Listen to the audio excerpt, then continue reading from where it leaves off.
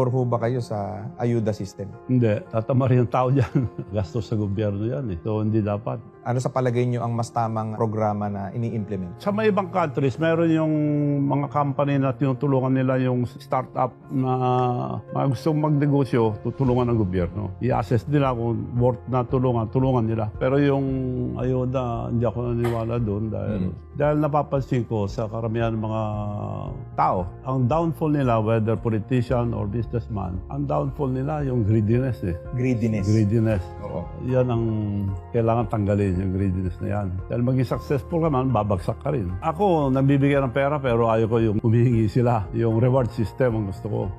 Kaya may nabalitaan ako masipag, yun, tinutulungan ko. So, ibig sabihin, yung mga tamad at mga irresponsable, talagang hindi nyo tutulungan? Hindi ko tutulungan. Useless eh. Kung mag-invest ka sa mga hindi marunong, walang pupuntahan. Yeah. Sayang lang ang pera.